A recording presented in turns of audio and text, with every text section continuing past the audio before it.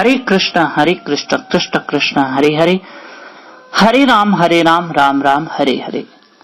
एक भगवान का भक्त था जिसका नाम था दामोदर दास। वो गरीब ब्राह्मण था और भिक्षा करके लाता। घर में पति पत्नी थे और भिक्षा से जो अन्न आता उससे भगवान को भोग लगता। और घर में अगर कोई अतिथि मेहमान आया है तो उसकी आवभगत करते, और कुछ बचता तो वो खाते, नहीं तो जयराम जी की। तो ऐसा उनका जीवन चलता था।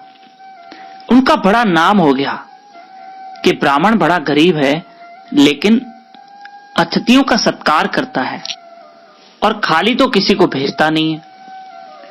एक दिन स्वयं भगवान मेरे ठाकुर जी एक बूढ़े ब्राह्मण का रूप धारण करके उस भक्त, उस ब्राह्मण, उस दामोदर दास के पास आए और कहा, मुझ पे दया करो, आज के दोपहर का भोजन मुझे खिला दो, मैं भूखा हूं, थका हुआ हूं। अब भक्त दामोदर दास ने कहा,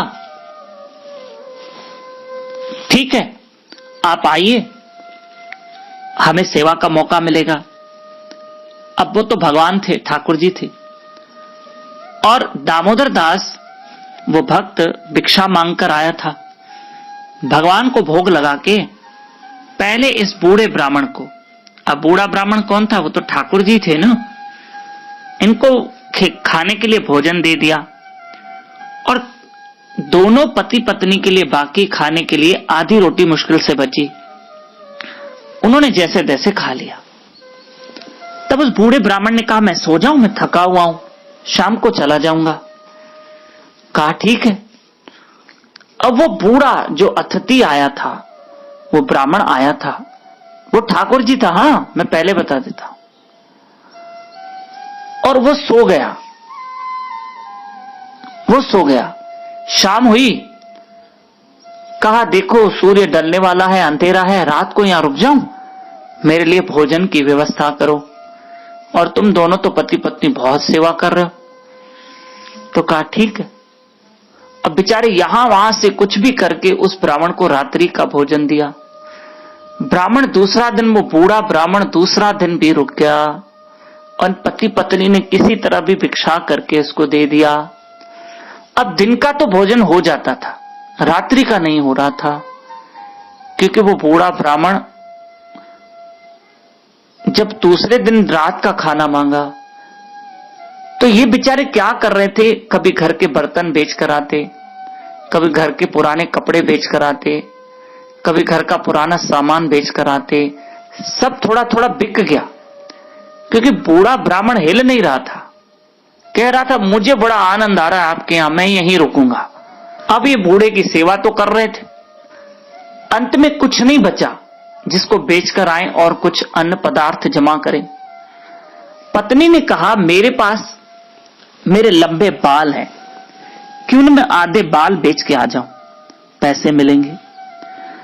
भक्त दामोदर दास की पत्नी अपने आधे बाल केश कटवा दिए और बेचकर आ गई।